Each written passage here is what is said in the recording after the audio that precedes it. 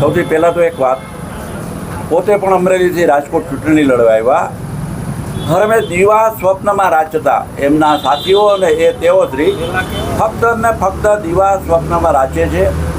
આવા પરેશભાઈ ધાનાણી પરસોત્તમભાઈ રૂપાલા સંભવિત ઉમેદવાર છે.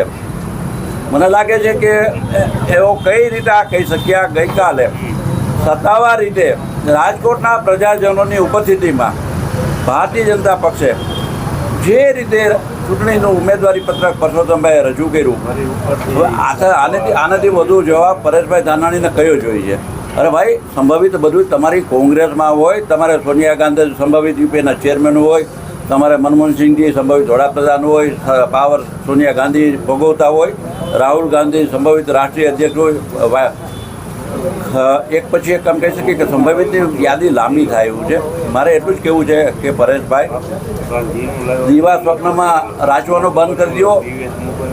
રાજકોટમાં પરસોત્તમભાઈ રૂપાલાનો ભવ્ય વિજય થવાનો છે, ઐતિહાસિક વિજય થવાનો છે અને આપની ઐતિહાસિક હાર લખાયેલી છે. એટલા માટે કે રાજકોટ એ વડાપ્રધાન નરેન્દ્રભાઈ મોદી સાથે જોડાયેલું છે.